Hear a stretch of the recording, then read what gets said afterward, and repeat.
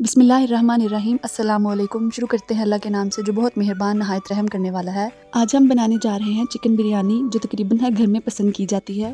تو چلے ریسیپی کو شروع کرتے ہیں۔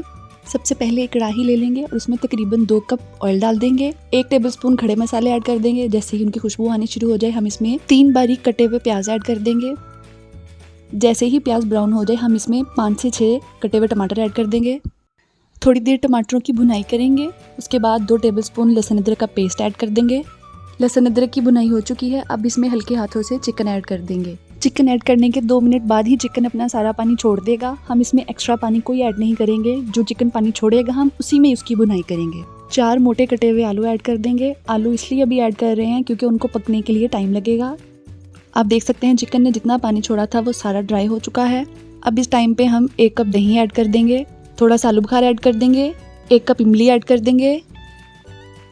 دہی کا پانی ڈرائی ہو چکا ہے، اب ہم اس میں اسپائسیز ایڈ کر دیں گے۔ 1 پیکٹ بریانی مسالہ ایڈ کر دیں گے، 1 ٹیبل سپون دڑا مرچ ایڈ کر دیں گے۔ آج کی ریسیپی کی خاص بات یہ ہے کہ اس میں صرف 2 ہی مسالے استعمال ہوں گے۔ مسالوں کی اچھے سے بنائی کرنے کے بعد ہم اس میں 1 کپ پانی ایڈ کر دیں گے، ہلکے ہاتھ سے مکس کر کے اسے دم پر پکنے کے لیے رکھ دیں گے۔ دم پر اس لیے پکائیں گے کیونکہ ہمارے آلو ابھی کچے ہیں۔ بریانی کے لیے ہمارا قورمہ ایک دم تیار ہے۔ تھوڑی سی کٹی ہوئی ہری مرچیں ڈال کر اسے سائڈ پر کر دیں گے۔ چاول ہمارے 4 گلاس ہیں جنہیں ہم نے تقریباً 1 گھنٹہ بھگو کے رکھا ہوا ہے۔ اب چولہے پر پانی گرم ہونے کے لیے رکھ دیں گے۔ پانی گرم ہو گیا ہے، اب اس میں ہم کھڑے مسالے اور 4 چمچ ہی نمک ایڈ کر دیں گے۔ پانی کو ابال آ گیا ہے، اب ہم اس میں چاول ڈال دیں گے۔ چاول ہمارے 90% گل چکے ہیں، اب ہم انہیں اسٹین کر لیں گے۔ ایک بڑا پتیلا لے کر اس میں سب سے پہلے لیئر ہم قورمے کی لگائیں گے، اس کے اوپر ہم چاول کی لیئر لگائیں گے۔ ہم یہ 2 لیئرز نہیں لگا رہے، صرف 1 ہی لیئر لگائیں گے۔ گارنش کرنے کے لیے سلائس میں کٹا ہوا لیمبو اور ٹماٹر استعمال کریں گے، تھوڑا سا دھنیا اور پودینے کے پتے استعمال کریں گے۔ باقی بچا ہوا قورمہ اوپر لگا دیں گے، تھوڑا سا آئل ڈالیں گے تاکہ ہمارے چاول خشک نہ رہیں۔ دوبارہ سے گارنش کریں گے اور ایک اچھا سا لک دینے کے لیے فوڈ کلر کا استعمال کریں گے۔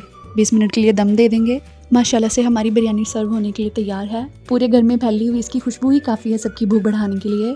ماشاءاللہ سے یہ نکھرے ہوئے چاول، یہ بریانی کا کلر دیکھتے ہی منہ میں پانی آ جائے۔ آپ بھی گھر پر ضرور بنائیے گا اور ہمیں کامنٹ باکس میں بتائیے گا کہ آپ کو ریسیپی کیسی لگی۔ اللہ حافظ۔